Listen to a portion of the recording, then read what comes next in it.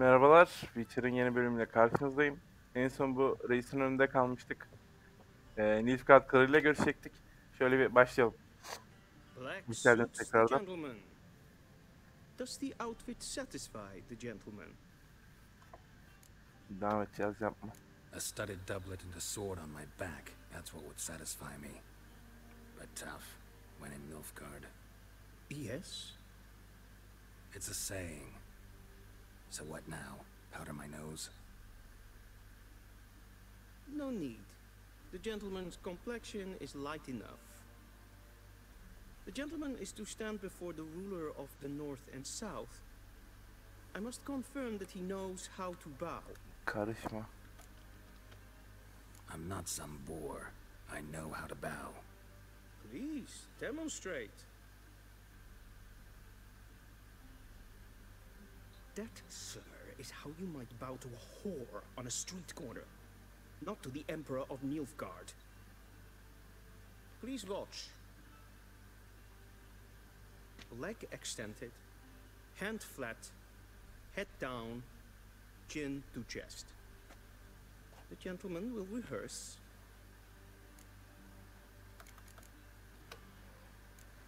Gotta be kidding. Not at all. I am mortally serious. Does the gentleman know the penalty for breaches of etiquette in the Emperor's presence? 200 lashes. I do not wish that upon him, so I will not let him leave until I am confident that he knows how to behave.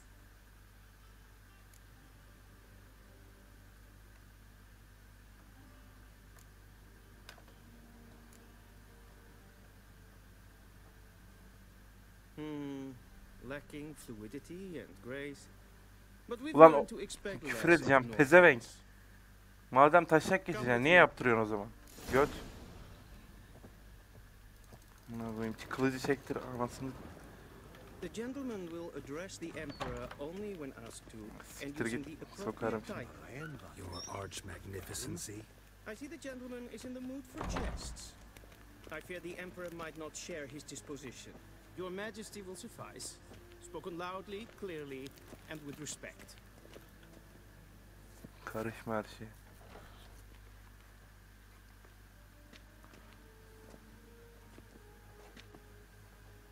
Im grimi et art ketzer.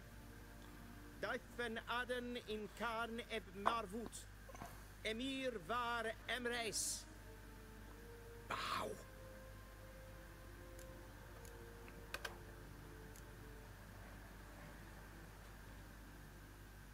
Your Imperial Majesty. Arer et de orde. Welchen Namen? Wat gern verwort?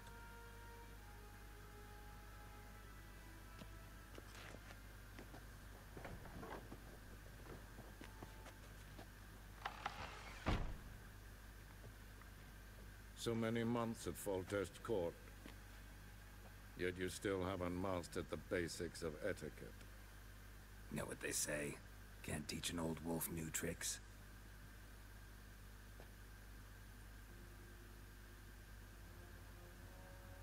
Take it you didn't summon me to reminisce about the good old days, so... Silence. My daughter Cyrilla, she's returned. And she's in danger. The wild hunt pursues her. You will find her and bring her to me. Are you sure? Ciri left. Went far, far away. Do you believe I drag you here in the middle of a war to discuss a rumor? I think anyone can be wrong, even an emperor. I had forgotten how insolent you can be. I haven't the time to convince you, nor the desire, in fact. Yennefer will do that after the audience. How many men in your army? 20,000? 30? So why me? You know why. Because she trusts you. She trusts me, yes. So tell me why you're looking for her. Doubt it's about making up for all those lost years. For reasons of state, as always.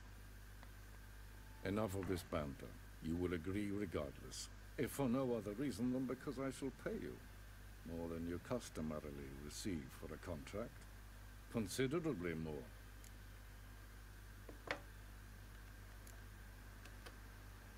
Save your generosity for those whose homes your armies have razed. I'll do it for Ciri, not for your gold. Your motives do not interest me. Only results. Yennefer will tell you the rest. This audience is finished. Mererid! Take him to the sorceress.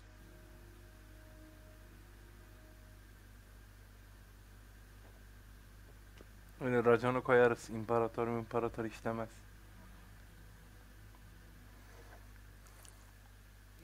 The gentleman don't understand. Did I not emphasize adequately that one must bow to the Emperor? Relax. Fazla Nothing konuşuyoruz. happened. To the gentleman. But I shall be punished. How? Please keep close and bother no one. We had enough breaches of etiquette for one day. Yeterince etiket olduk diyor.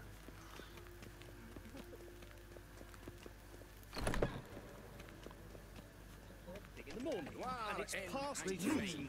Calm yourself. What? Do you know who you're talking to, soldier? I'm Herivard II, Prince of Elanda. Not only am I making things here like some Merhaba bayan. Raadsleden enet es toen es saur an neenvaar. Es is hier efsat. Ep finser nein machten. Is Nein vervoerteil an emp. Es waar. Diese war Astra het.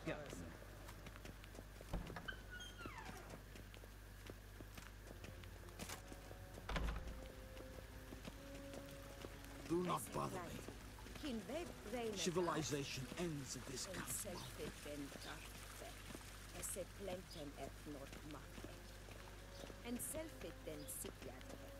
Once the gentleman is done, he should see me to retrieve his possessions. Sharpened yet? Yes? Then transcribe. Bizim Geralt, garı. that tunic, you look positively smashing. Dying to take it off. I'd consider that a proposition under different circumstances. One I might even take you up on. But we've matters to attend to.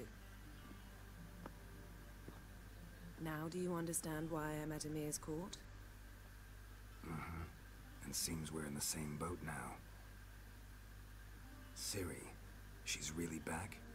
No chance he's mistaken? Look, that's more or less what she looks like now. Or so our agents claim. Our little witch has grown into a young lady.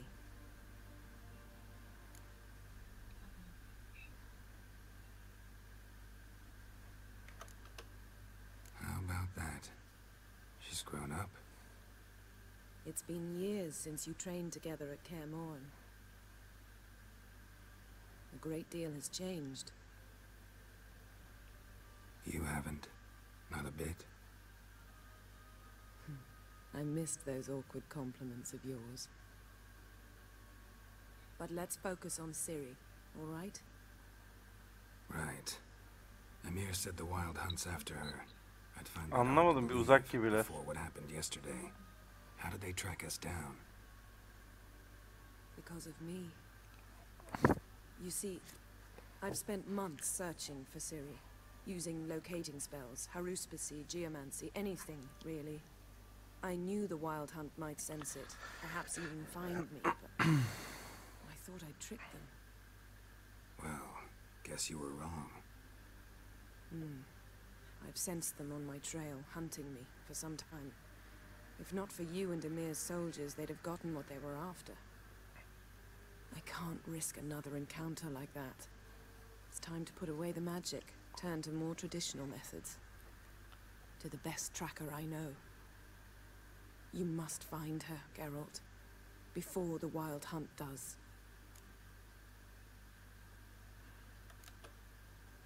The Wild Hunt? What could it want from Ciri? I've no clue, Geralt. Might have written them to ask, but I don't have their address. I know as much as you do.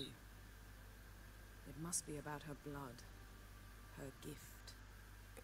As for what the Hunt wishes to do with that gift, I prefer not to think about it, really. So where's Siri been seen exactly? Adres sordun mu In two şimdi? places. Velen and Bunun Novigrad. adresini sormuş galiba. The trail in Velen is most promising. You should make that your first stop. Ask for a merchant named Hendrik at the inn at the crossroads. One of the Emperor's agents. He should get in touch with you. That's it? No passwords, secret handshakes? None. Sorry to spoil your fun, your boyhood fantasies about the crafts of the trade. All we have in Novigrad are unconformed reports, Efendim? rumors. But there you will have the help of our mutual acquaintance. Triss Merigold. Apparently she's got a cozy flat on the main square. Sure she'll be delighted to see me. What about you? What will you do? I shall sail for Skellige. There was a magic explosion there recently, blew half a forest down. I believe this had something to do with Siri. I'll be in Caer Trold. Join me there once you've learned something.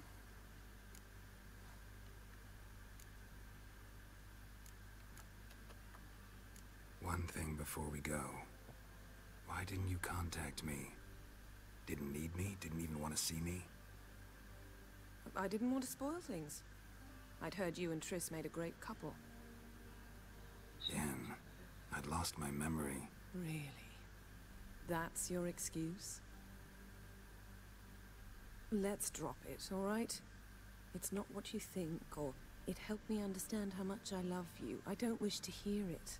Any of it. Aralar bozuk belli. Guess this Ouais. means we need to split up again. Not my preference, but I understand. Clock's ticking. It is indeed. So why don't I teleport you to Velen, get you there at once? Not gonna happen. I'll go on horseback as soon as I can get changed. Have it your way? Oh, and you really look quite dashing in black velvet. Think so? Maybe I can have some of my armor lined with it. Good luck, Yen. Same to you. And if you wish to learn what's happened in the world while you and Vesemir roamed the wilderness, talk to Ambassador Vaatra. That's him over there. And Geralt, I know it's wartime, but try not to be a hero, all right? Just check those leads and come back to me, in one piece. I shall be waiting.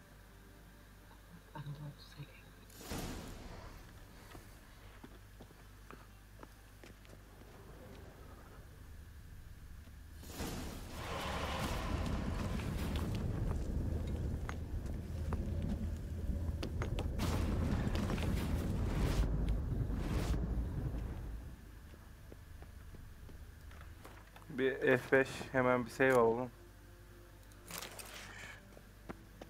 Şunları çalsam. Evet, merak ettiğim bir kitap vardı. O da şu an geldi. Envantere niye giremiyorum? Neyse tamam, buradan çıkınca okuyacağım onu, söz. Vahşi Av, Wild Hunt. Kim? Hani onu öğrenmek istiyorum. Witcher hakkında çok fazla bilgim yok açıkçası.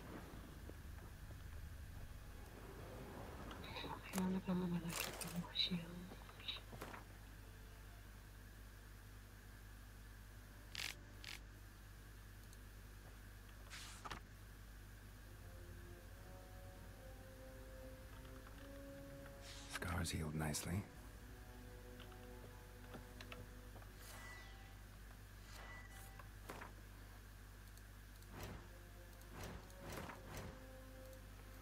Bir dakika, Yennefer'a mektup.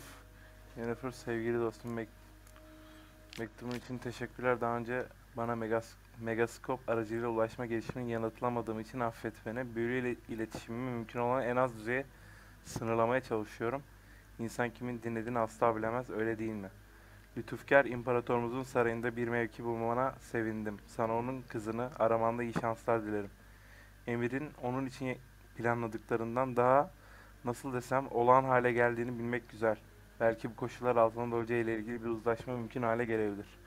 İlk sorunun yanıtı olarak hiç şüphesiz belirtelim ki Siri, Yaruga'nın güneyindeki hiçbir yerde görünmedi. İnan bana, onun büyü imzasını uykumda bile tanırım. Uzun bir süredir Triss ile hiçbir temas kurmadım. Tek bildiğim Novigrad'da işlerin kötü bir dönemece girdiği, daha önce Kovir'e kaçmakla ilgili bir şeyden söz etmişti. Ancak korkarım ki günümüzün politik ikliminde bu imkansız bir hülya ile eş durumda. Umarım tam bu normal yazışma. Altta kazanla alakalı bilgi vardı. Geralt hakkındaki haberler için teşekkürler. Anlaşılan her zaman 4 ayağı üzerine düşüyor değil mi? Ha. Anlamadım. Şimdi yeni başta vaktimiz çok kısıtlı. Önemli haberlerim ama buluşmamız gereken en kısa sürede vizuma yakınlarındaki Velibi'ye doğru at sür ve sakın atlara acıma. Yeniden bir örnek. İlk mektup aynen. Kontrat. Görev kitapları. Tris var mı? Ha. Maribel Trisman'ın değer verdiğim yakın dostlarımdan biri olması daima gurur duyduğum konulardan biri olmuşumdur. Fevkalade yetenekli olan bu sahire meslektaşlar arasında yıldızı parlayan biri. Kral Foltest'in eski danışmanı ve Sodom Muharebesi'nin meşhur kahramanıydı. Yennefer, Geralt'a Tris'in yakın zamanda Özgür Novgorod şehrine kalmaya başladığını söyledi.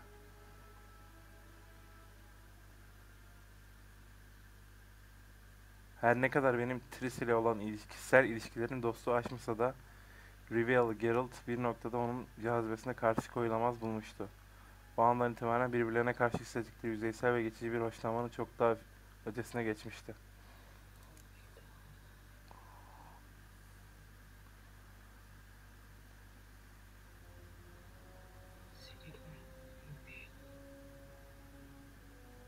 Efsunger.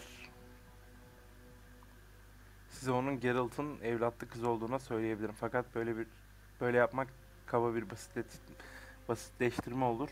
Ciri bundan çok daha fazlasıdır. Ciri Geralt'ın kaderi, onun beklenmedik çocuğu. Efsunger'imize kaderin en karmaşık ağlarıyla bağlı birisi.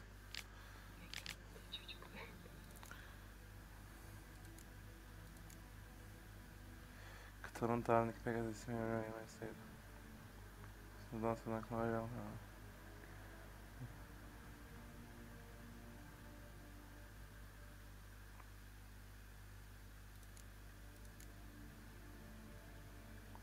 okey, kaçırmadık. Dışarıda okuyacağım onu.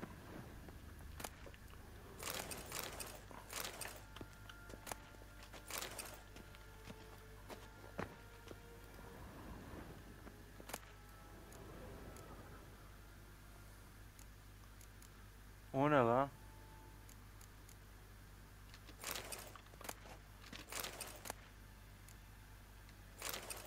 Bayağı bir şey bulduk ha. Hı?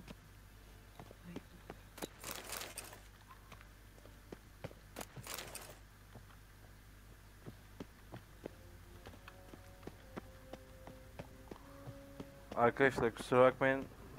Geçebilirsiniz. İleride yani dışarı çıktığımda Ambassador Varatra, bu kitabı okuyacağım. Yennefer suggested I ask you about current events, the war and so on.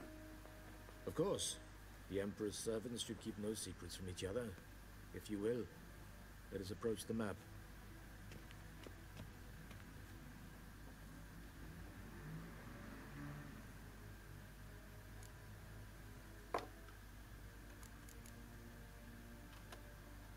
What's new in Skellige? Nothing. The islanders pride themselves on that, don't they? Doing everything according to tradition, as their forefathers did. And like their forefathers, they quarrel with each other, pillage, occasionally attack our transports. This is cumbersome, but nothing more. Kıtaları tanıtıyor bir Skellige nevi. has always been a footnote to history, and so it shall remain. Sound awfully confident. What if King Bran manages to unite the Jarls? Lead all the clans against your fleet?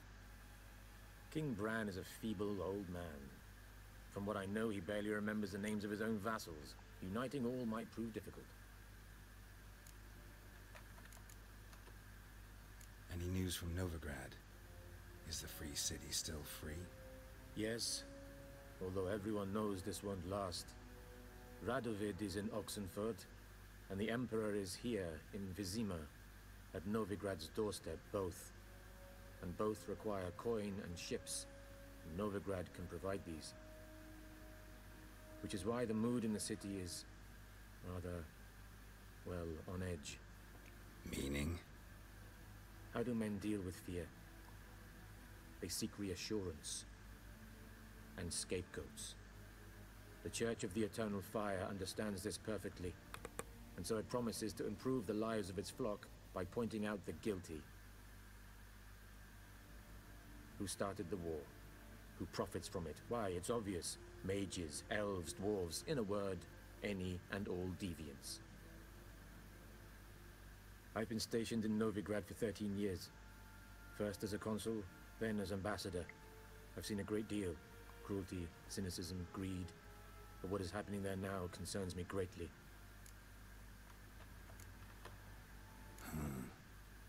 How do things look in Velen? As bad as ever. Perhaps worse. This land never flowed with milk and honey, and now it flows with blood. Armies have swept through it several times, trampling fields, looting granaries, burning villages. Famine grips the populace. So how's ruling that earthly paradise going for you? Not well, to be honest. Our forces are spread thin as it is, and Velen is chiefly swampy forests that are difficult to control. We've had several patrols never return to their camps.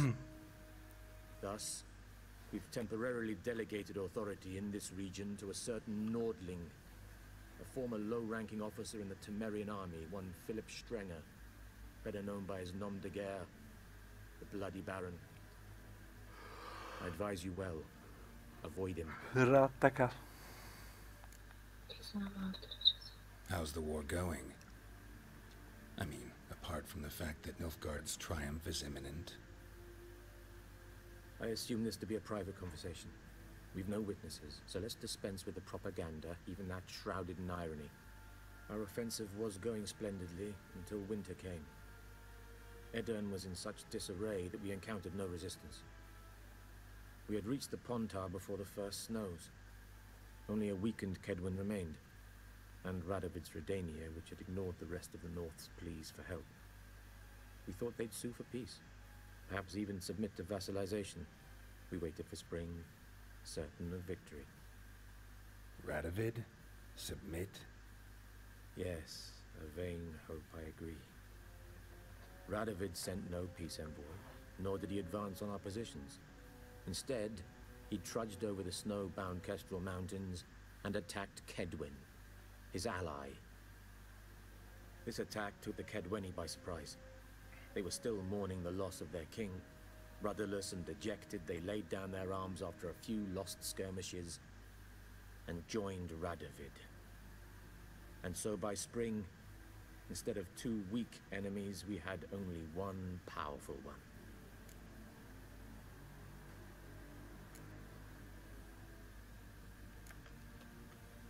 That admiration I hear in your voice? Radovid is our foe, but I cannot deny he is clever. He played us for fools, particularly dense ones at that. Returning to the war, this spring there was a massive battle in the marshes of Velen. Massive, yet indecisive. Alt taraf Nilfgaard, Both kırmızı sides olan da suffered şey işte. enormous losses. Unprecedented even. Ne? Radovid Neydi has ismini retreated unuttum. across the Pontar. He's safe for now, until reinforcements arrive from the south. Then Emperor Emir var Emrys will deal with him once and for all. Couldn't you just go home? Save everyone a lot of marching, not to mention a few human lives. O kuzey işte. I'm afraid the stakes are too high to fold now. Kuzeyli yani We bunlar. can only go all in.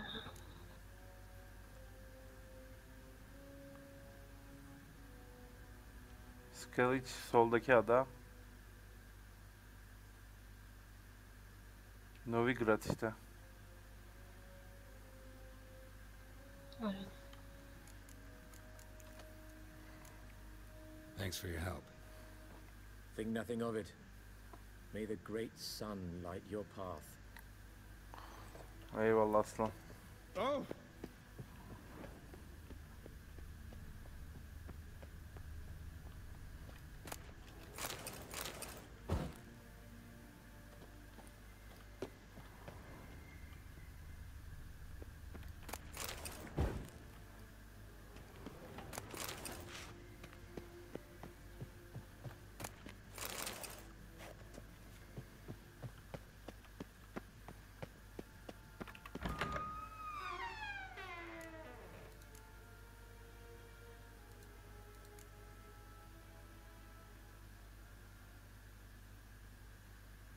Aha.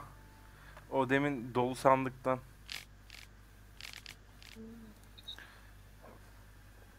Şayet bunu okuyorsan önceki mektubumda sözünü ettiğim sandığı bulmuşsun demektir. Eminim ki sandığın içindekilerin sana ait olduğunu öğrenmek hoşuna gidecektir. Yolculuğunda sana yardımcı olacak kaynaklar bulma konusunda imparatorla konuştuktan sonra kendine ait bu eşyaları vermeyi kabul etmişti. Her ne kadar eşyaların mazilerine dair ser verip sır vermemiş olsa da uzak krallıklardan gelen diplomatik hediyeler olduğundan bahsetti. Kaplan zırhı bilhassa batılı bir hükümdara göre tasarlanmış ki bu durumda o hükümdarda emir oluyor. Rivayete göre zırh yapımının sırlarını tanrılardan çalmış bir demirciye ait olan kadim bir stil kullanarak dövülmüş kılıçlar Redenya kılıç tipini andırıyor ama bu konunun uzmanı olmadığımı söylemeliyim. Bu kılıçlar zamanında efsanelere ve gizemli hikayelere konu olmuş bir kahramana aitmiş. Mevzu bahis adam bir tilki ruhuyla anlaşma yapmış ve ruhun lütfunu alarak uzun zaman boyunca köyüne musallat olan canavarları öldürebilir bir hale gelmiş. Fark etmişsindir hem çelik hem de gümüş kılıcı varmış. Eminim bu durum ilgini fazlasıyla çekmiştir. Ne yazık ki söylediğim ne var ne yok efsaneden ibaret. Dediğim gibi Emir'in ağzını bu konuda bıçak açmadı. Hatta normalden bile daha ketumdu. Üzülerek belirtmeliyim ki bunların nereden geldiğini hiç bilmiyorum. Öte yandan Zerikanya ve Ofier olduğunu da sanmıyorum. Sevgili dostum yardım etme isteğimi takdir edeceğine inanıyorum. Bu hediyeleri dilediğin şekilde kullan. Umarım arayışına hız katarlar. Dostun Yennefer. Bak bize mi yapmış vallahi? Hı hı. Çok iyi. Bu da bizim öncesi konuşma fırsatımız olmaz diye düşünerek sana bu mesajı bırakıyorum. İkimizin de diyecekleri vardır malum. Ama onun da sırası gelecek. Zaten ikimiz için de böylesine önem arz eden meseleleri mektup yoluyla konuşmak doğru olmayacaktır. Yazma sebebime gelirsek. Vizima'da bulunan Kraliyet Sarayı'nda sana bir şey bıraktım. Emir'den ve benden bir hediye olarak düşünebilirsin. Kendisinin huzuruna çıktıktan sonra fırsatın olunca gidip alırsın. Taht odasından çıktıktan sonra avdaki üst Sandıktakini bahsediyor işte. köşeden sağa dön. Sonra da soldaki ilk kapıdan içeri şömineli bir oda olacak. Pencerenin altındaki bir sandık göreceksin. Ve buluşma ayarladıysan oraya gelmen gerek. Hayatımı ve soktuğumun operasyon riske atıp geldim ama gelince boşu boşuna orada sap gibi bekledim. Nilfgaard ordusu bundan daha iyi organize olur sanıyordum. Ama sen o çok muhterem Lord Generaline gütmemesine söyle ki görüşmeler tıkanmasın. Okey.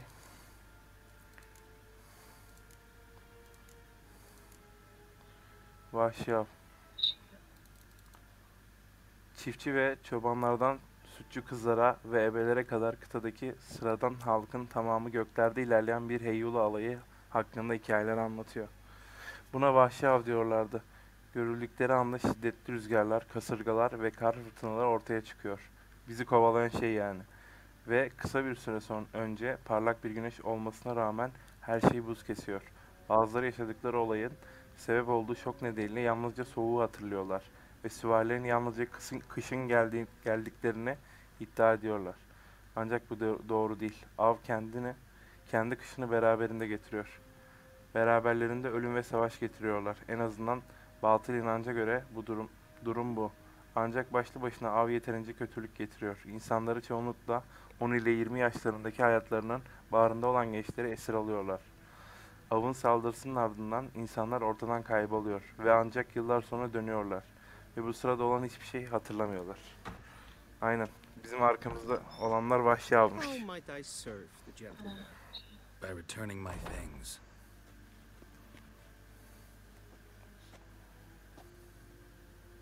citrus and cloves. The fragrance will keep the gentleman's robes fresh somewhat longer. Thanks, bunches. The Emperor is not known for his patience. He wants his daughter back safe and sound, as soon as possible. Yeah, mentioned something of the sort. So long. İmparatordan çok konuşuyor gerizekalı.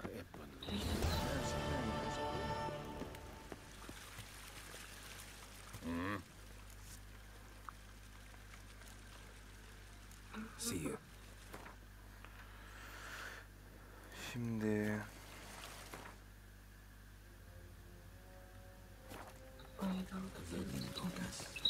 bir dakika. Güçlerine baksana ne kadar. Bakacağım.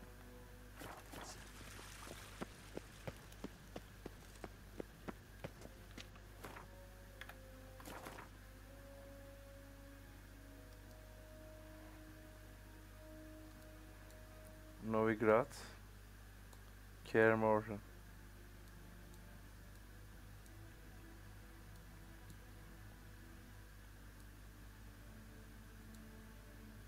Veren, sahipsiz topraklar. Ortada yani bunlar.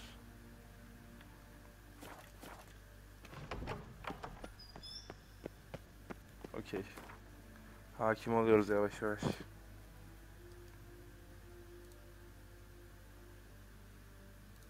Geralt and Yennefer were reunited, but something even more important happened in New Zealand. Geralt learned that Cirilla, his one-time ward, had returned from afar, and she was in danger. He was to find her, at the Emperor's command and Yennefer's behest. Güzelmiş ya oyun. Çok beğendim ben. Hala hayretler içerisinde kalıyorum.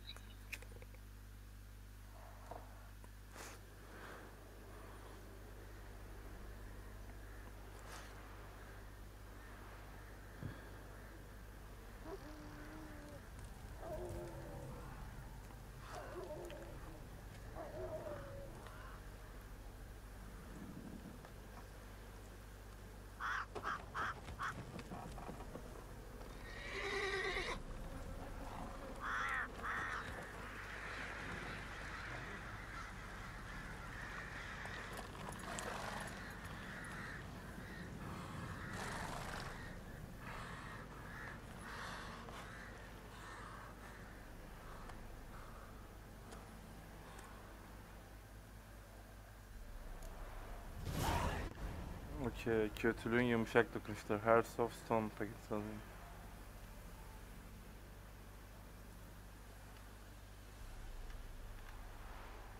Ha, DLC. DLC'den bahsediyor. Oy, çok güçlü bunlar. Kaç seviye? 11. İleride bunlar da DLC ile gelen şeyler bence. Olabilir, çok güçlü. Bunlar saray kıyafetleri galiba. Aynen. Kılıçlar da çok güçlü.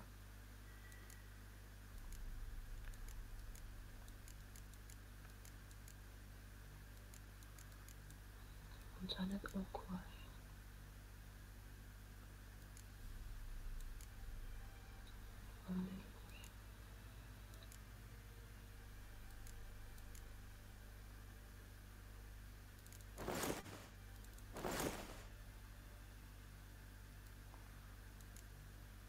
Bunları satacağım. Başka?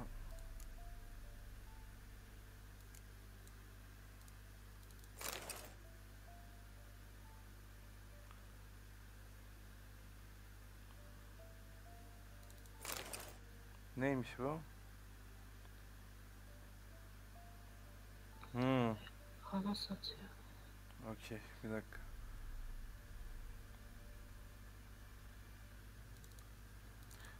Tecrübeyi alayım ben. Eğer dayanıklılık veriyormuş. At gözlüğü de var. Çok şey ya. Yaşar.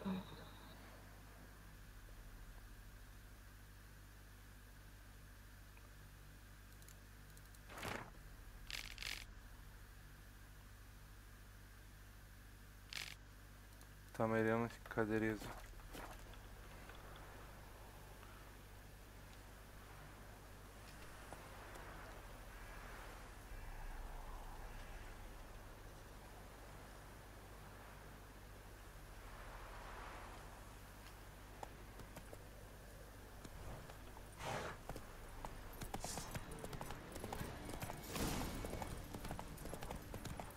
Şimdi sonunda oynanışa döndük. Şurada ilanlar var. Her yerde ilan var. Haydi.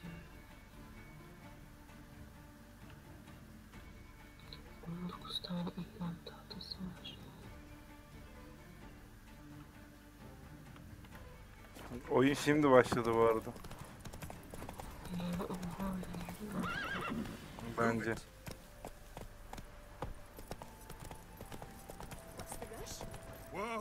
Arkadaşlar biliyorsunuz yan görev eşittir ben.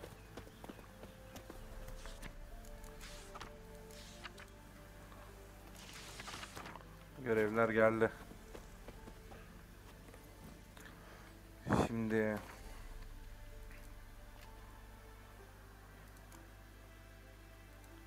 DLC görevi.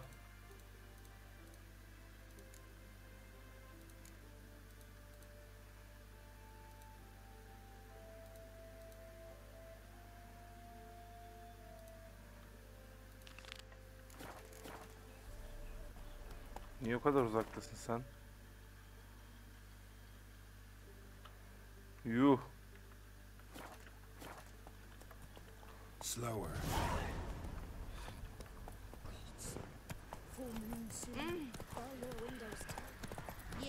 Hadi gidelim. Then both forces attacked. Oraya kadar gidecek mi cidden? Evet. Step away. Chaplain's praying. Can't you see? Do not cast math, brother. Draw from the well of the eternal fire's grace. Approach, Witcher. Yeah. What do you want? Rejoice, for even a creature as depraved and base in nature as you can serve the glory of the eternal fire. Someone must see to the corpses on the battlefield. Necrophages defile those not already rotting in mass graves. This is not right. That's to be my good deed for the day? A handsomely profitable one, I might add. I know your kind don't work for free. All right, I'll take care of it. This will count amongst your merits. The more good one works in life, the more hallowed things are. Dash generously and set alight, understood? I wish it to flare up to the sky, for the glory... Once I've incinerated the bodies, where'll I find you? I shall be near the bridge to Novigrad. Okey. Onu da aldık.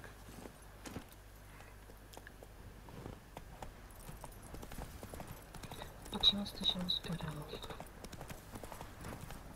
Drake'in sanktan alışık olman lazım.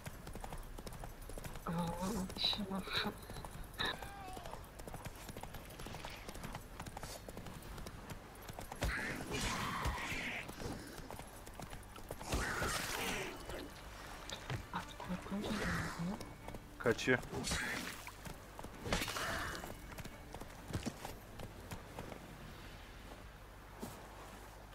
Come on, quick, unbind me.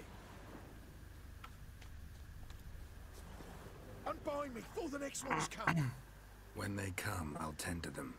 Meanwhile, let's you and me chat. Like to know who I'm untying. John Verdon. Served in the 10th Maribor Division. Long way from your army. The army don't exist no more. Black One smashed it to bits. I scarpered off into the woods just before that happened. Joined a group of refugees. Fucking bursting with patriotism they were.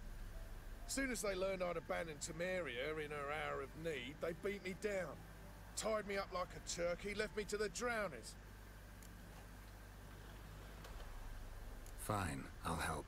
Oh, thanks. For a minute there, I was almost sure you'd leave me to die. I'd like to thank you somehow, but I've not a chip crown to my name. Tough. I'll take the loss. Thanks, Witcher. May you prosper on the path.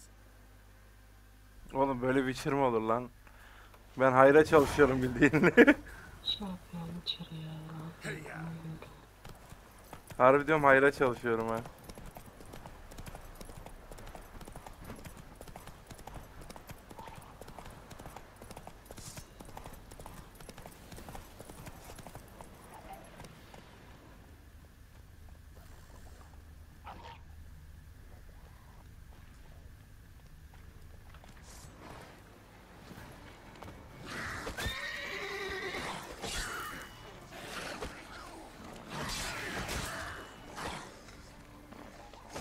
Damn it. Ulan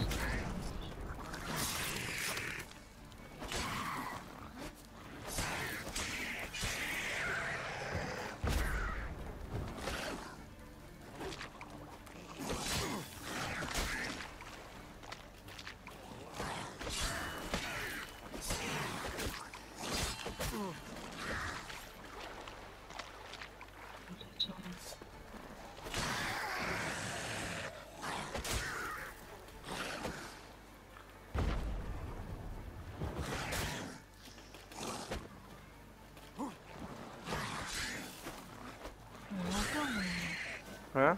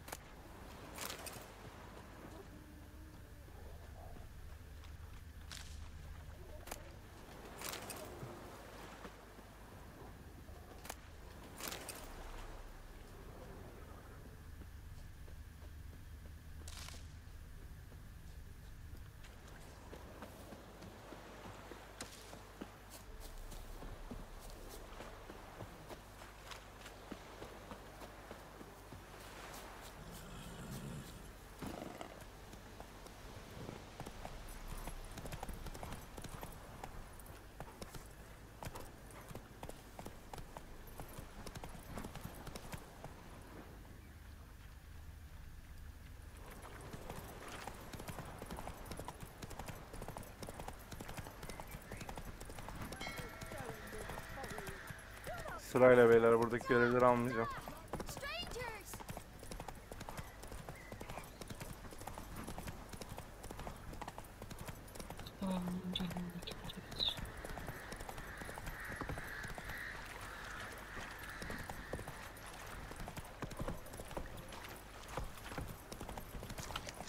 Moving. At least, don't let them go hungry. The hawks fell on whole villages near Vizima.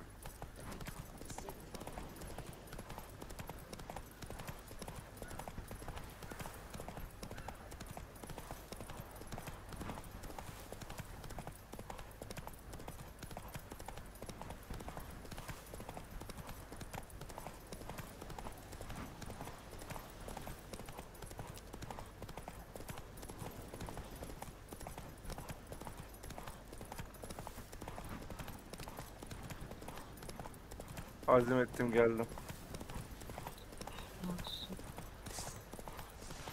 Fucking bastard! Don't let him catch his breath! Oğlum kurtaracağım adamı öldürdüm.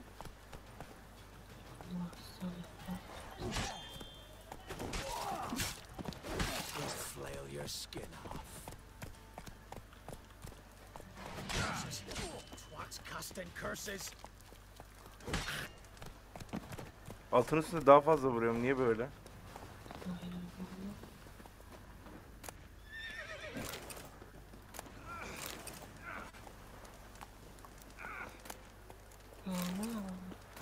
Aynen.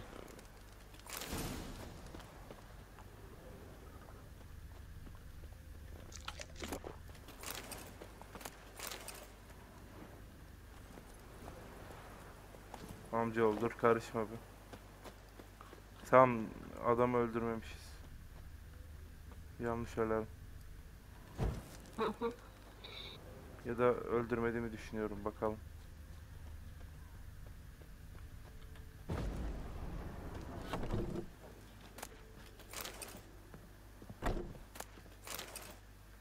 Yemeğimiz artıyor. Efendim? Yemeğimiz artıyor diyordum. Aynen.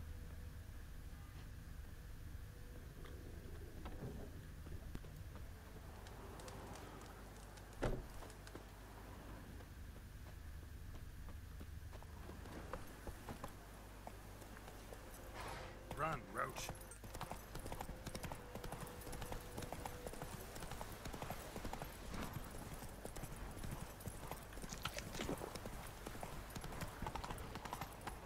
Hey there.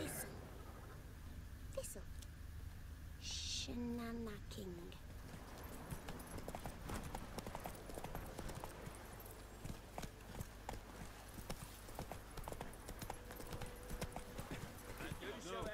I'm staying here.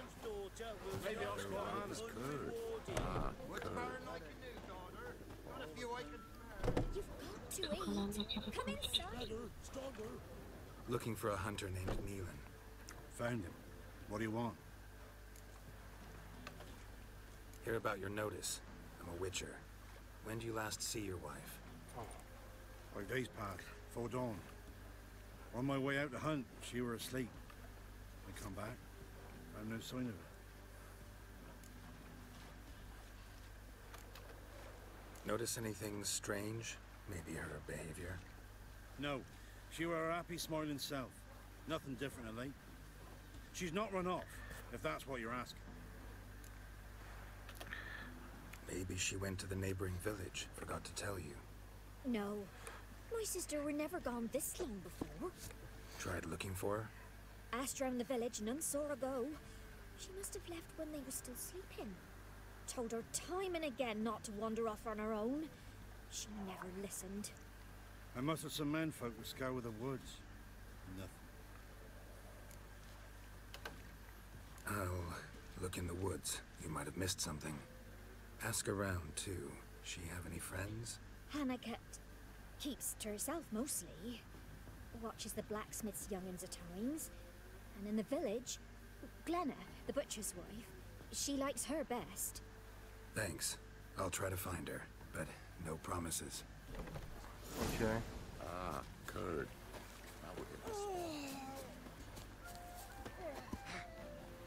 Niye atladım lan oradan?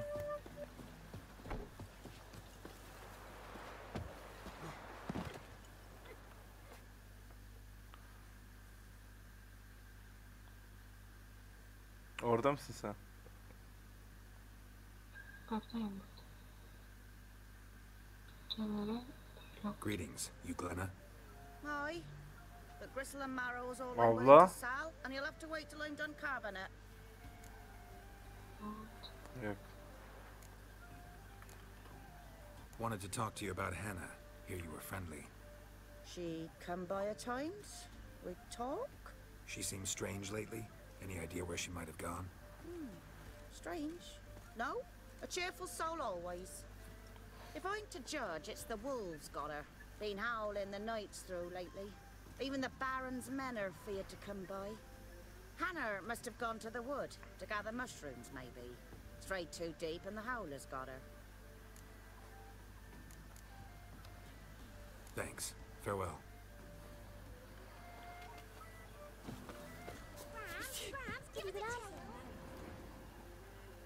Wow.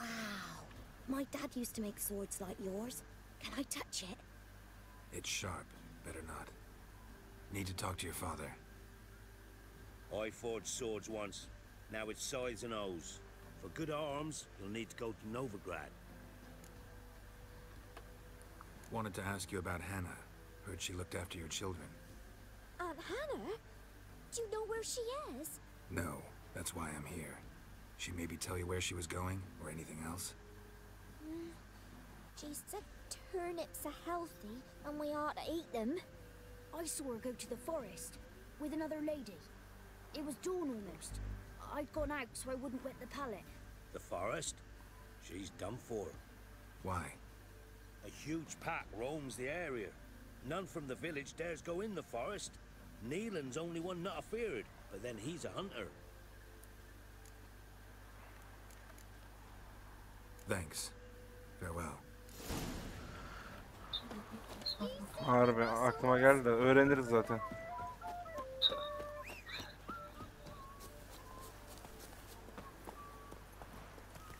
Faster.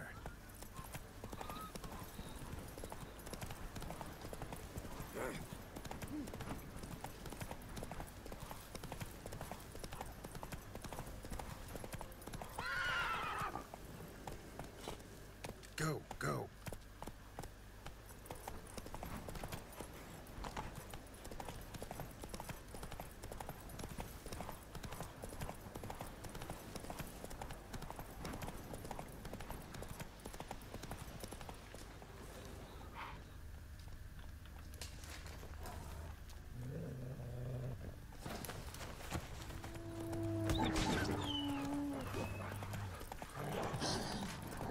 Ölmüş galiba.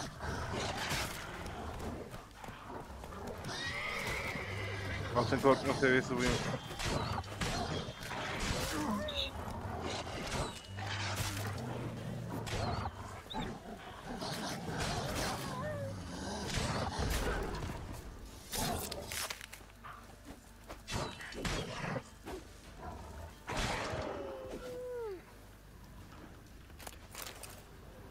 Bir dur la, lootumu yapayım. Witcher? What are you doing here? Shouldn't be in the forest alone. I came to tell you. You needn't look for Hannah. She'd have returned long past. Bu bir şey biliyor ha. I'll pay you twice Nealon's pledge. Just tell the man his Hannah's dead. Don't want to know what happened to her? I've no illusions, Witcher. In Velen, you're gone as long as she's been. You don't come back. Hannah's dead for certain.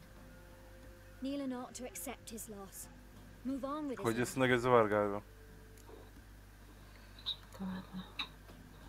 Sorry, not in the habit of leaving jobs undone. Folks speak true about you, Witchers. You're heartless beasts. Geri git lan. Geri zekalı. Adamla gözünü aramasaydı göster.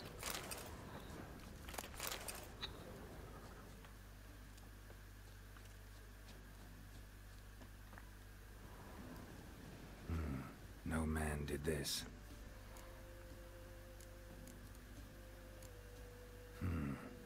Cuts, made with long claws, flesh torn clear off. This is getting interesting. Claw marks, deep.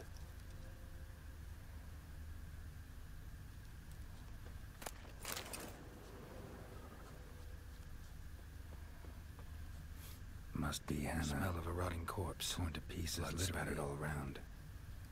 Werewolf, no doubt about it. Gotta be careful. Aa, ölmüş.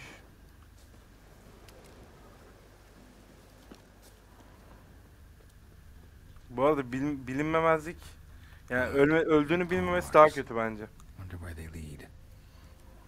Yanlış mıyım? Shit, climbed the tree. I can't get up there. Maybe find something else on the ground. Tuft of fur. Whatever lost it hasn't bathed in a while.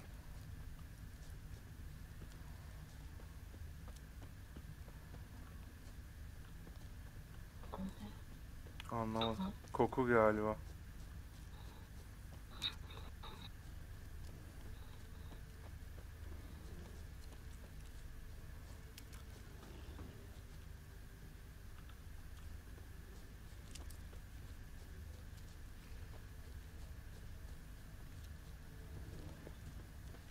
Şu galiba.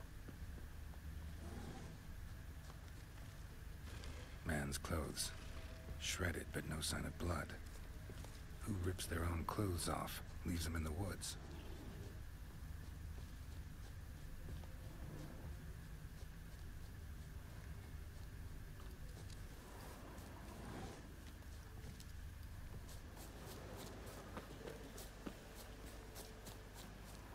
Abi. Ayı. Gördün mü? Gördüm.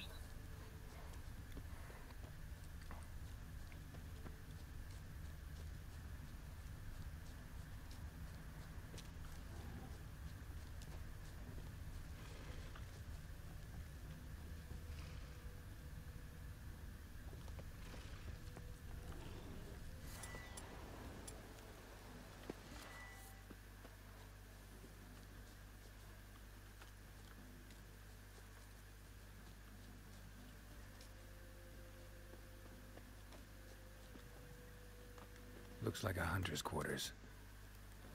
Oraya gitmeden önce ben kaşınıyorum.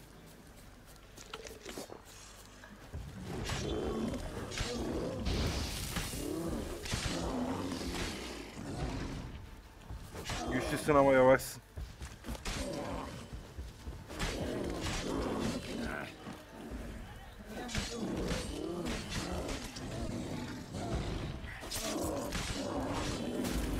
Niye mi öldürüyorum?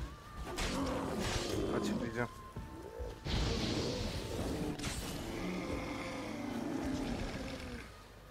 Etraftaki insanları öldürmesin diye. Kasaba için. Artı bana loot.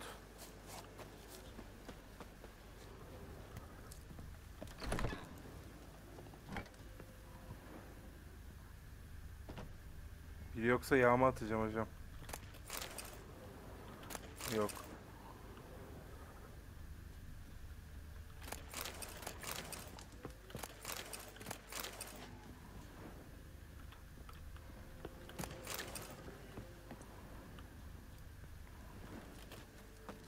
Aha, kilitli.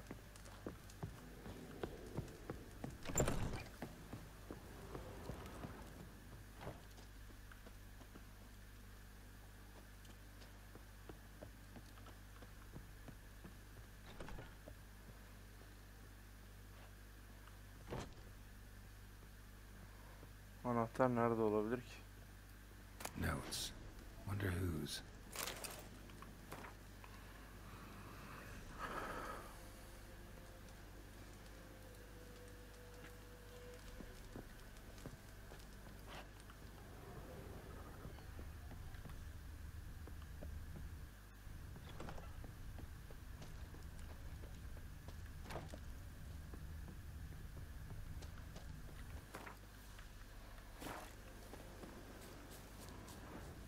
Hayda.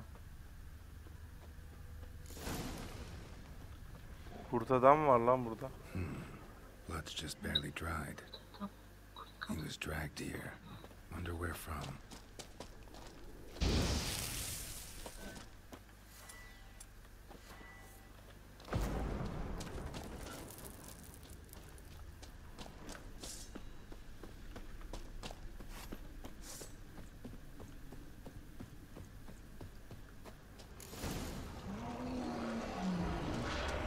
Selamun aleyküm.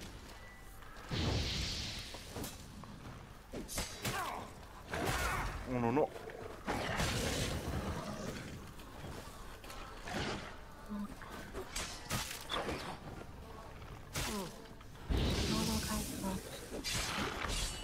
Rahatta kal.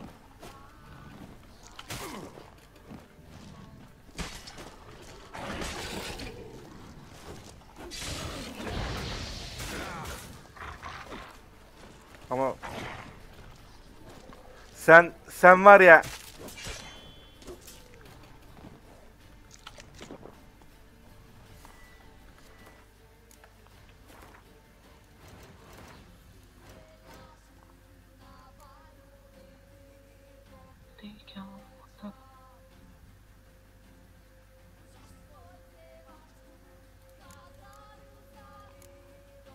bilmiyorum bunun neyden.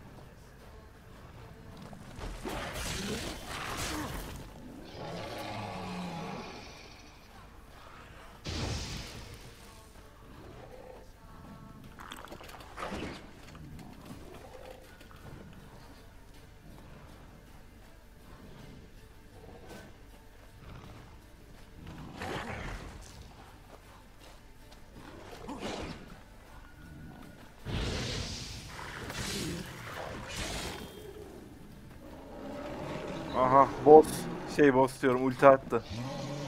Vallahi ulti geliyor.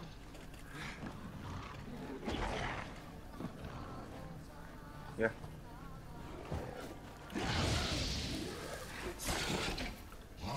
Canını fulledi.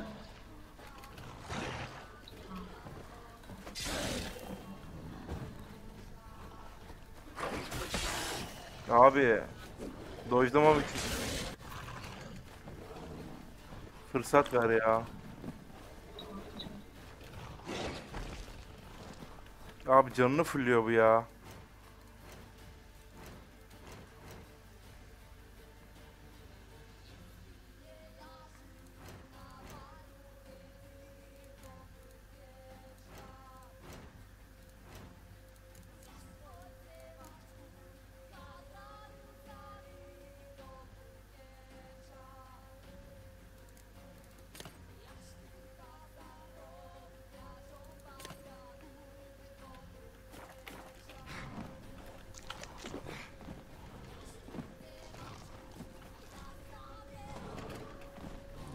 Can dolduruyor abi, çok sıkıntı o.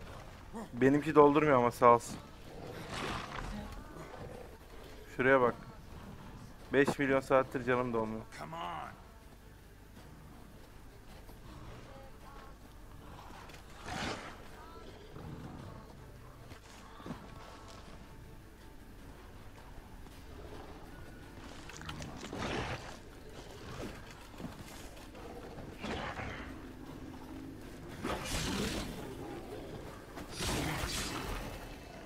Oğlum ikili vuruş niye?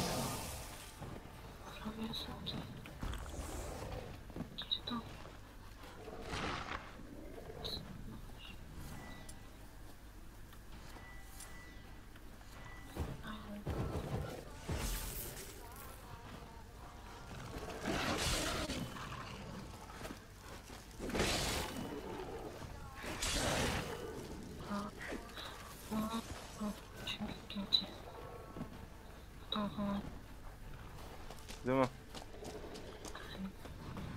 Come on, come closer. Avradını.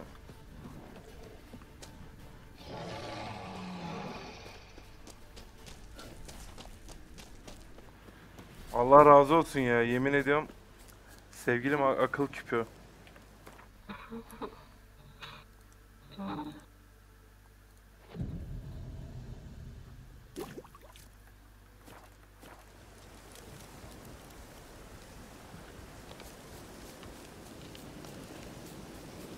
Çünkü dolunay dedi canının dolmasının sebebi.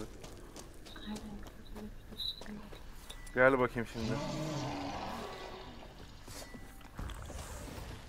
Gel.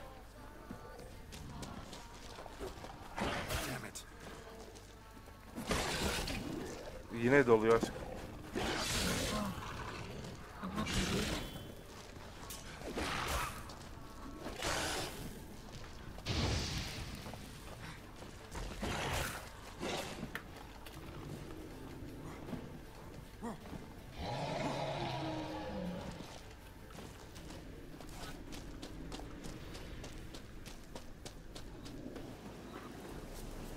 Niye doluyor abi canım?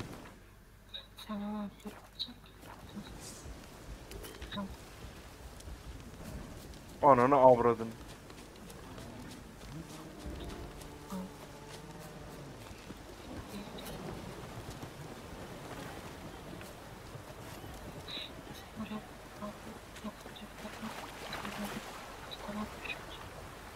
Ne?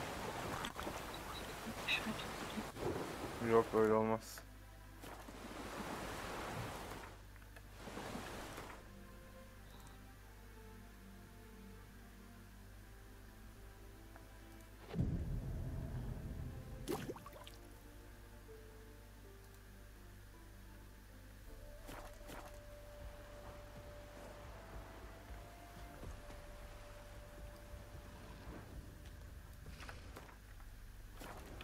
Bakayım bir iksir muhabbetine.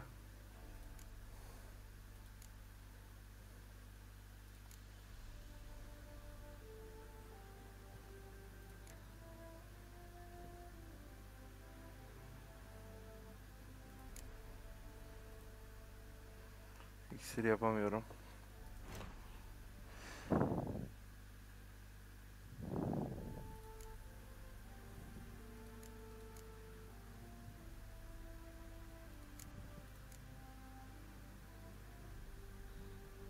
37 seviye ama.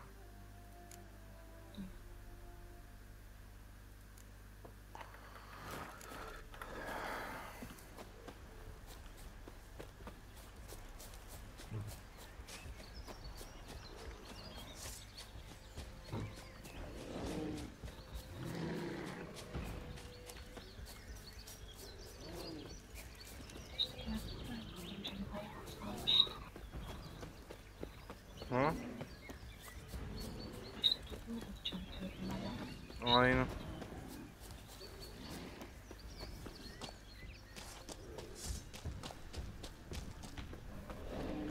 O da mı gelecek buraya? Ha.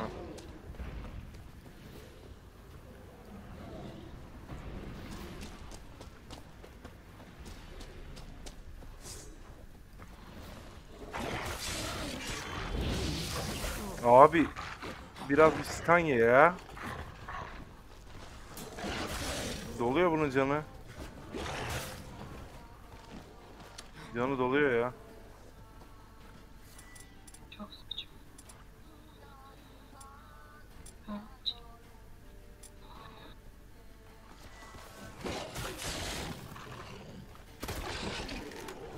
Canı doluyor.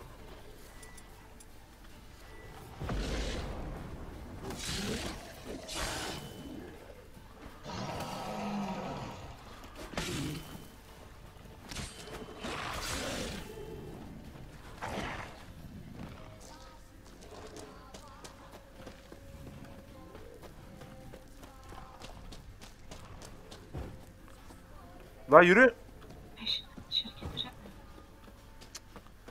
Kurtu nasıl alt edeceğiz biz ya?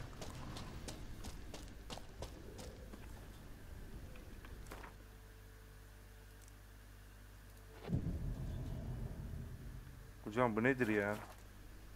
Nasıl yapabiliriz? Yaratık şeyde yazmıyor.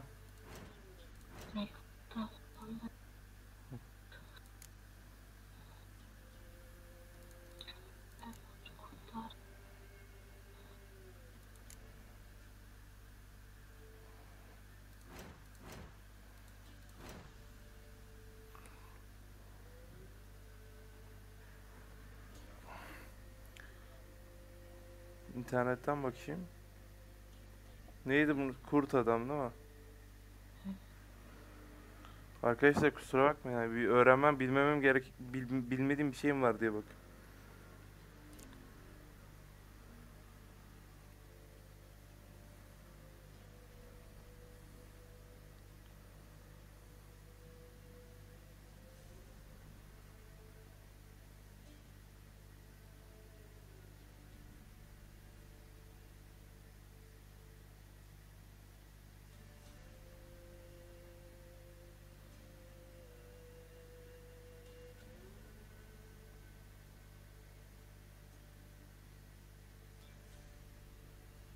Bir dakika.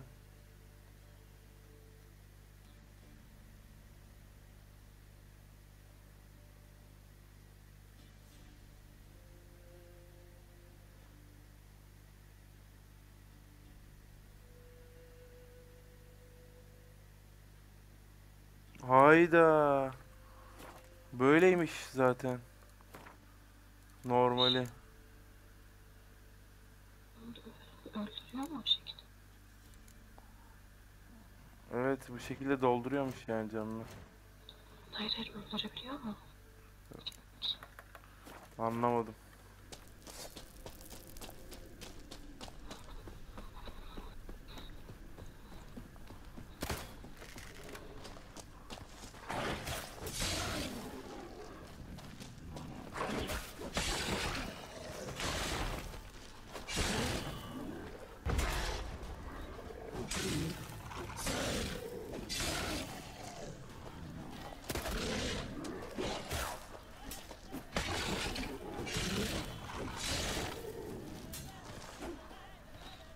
Arka arkaya o zaman doğa kalmaz.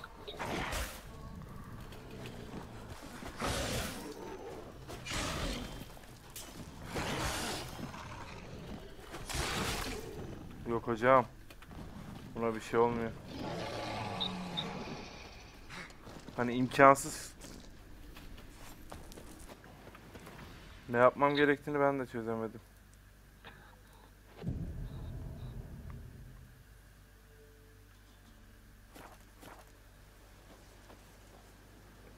Yani internetten baktım, doğru mu acaba?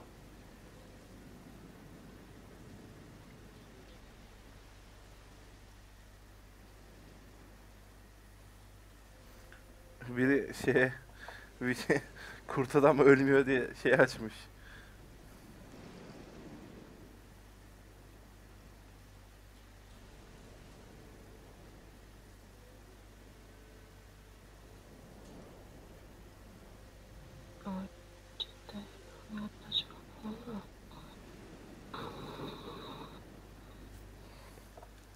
Ha, bir dakika.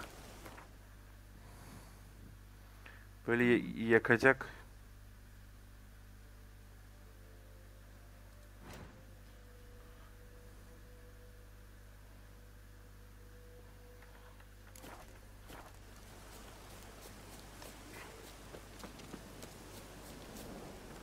Kaç dakika oldu? 1 saat 12 dakika. Arkadaşlar bunu öldürüp bitireceğim. Nasıl öldüreceğim? Ha? İzle.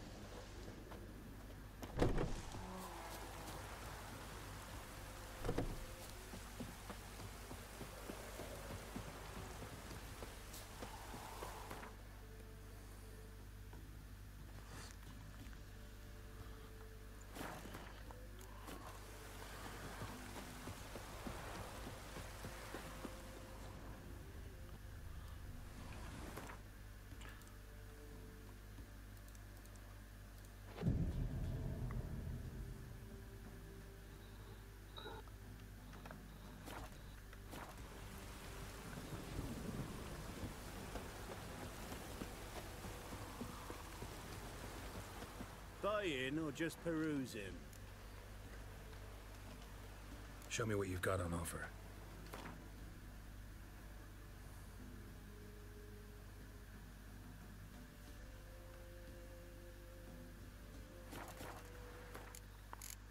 Sende bir şey yok ki ya. So long.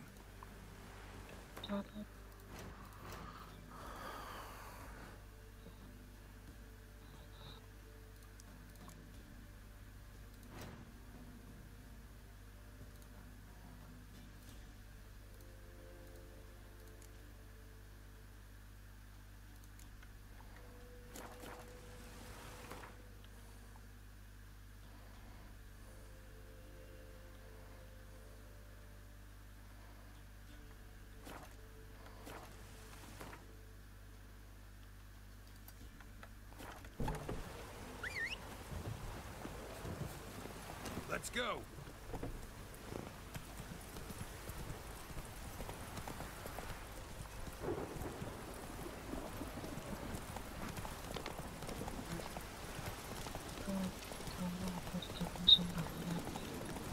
Ha?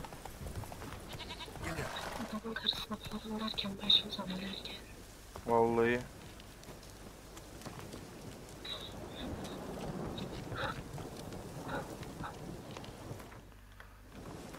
Şimdi bu yok evde.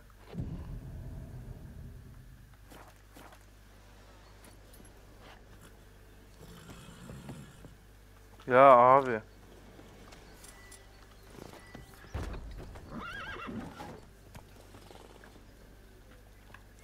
Niye yok kimse?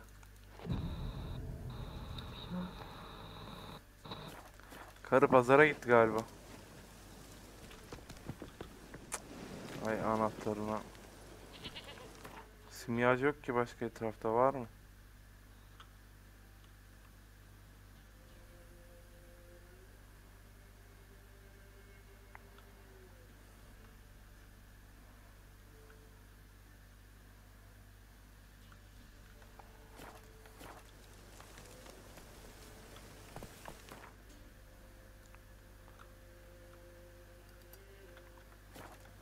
Run, Roach.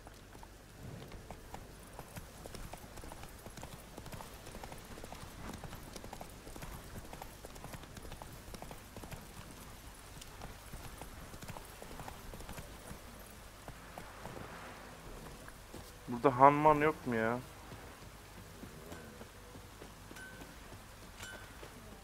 Yeah? Do politicians murder? I'll take a look.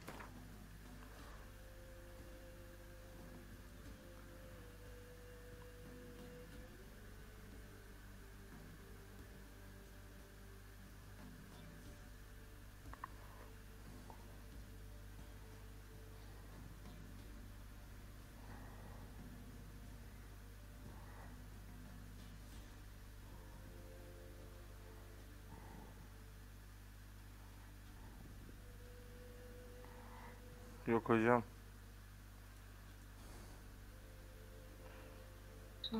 Kılıçlar kullanabilsek. Hı? Dururdu da şu kılıçları kullanabilsek So onu long. öldürürdü. Aynen. Kılıçlar çok güçlü, öldürürdü.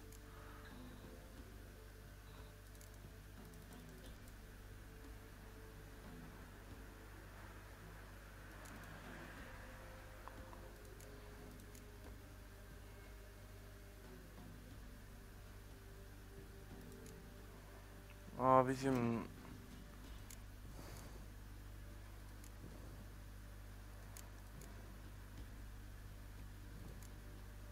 Dışarıdan çiçek alacağım. hı? Güher çile. Evet, bunu bitiremeyeceğiz belli. Farklı görevler yapacağız. Çünkü öldürecek potansiyelde değiliz şu an, çünkü belli. Kurt adam ya. Evet arkadaşlar, beğendiyseniz beğenmeyi ve kanalıma abone olmayı unutmayın. İzlediğiniz için teşekkürler. Kendinize iyi bakın. Hoşça kalın.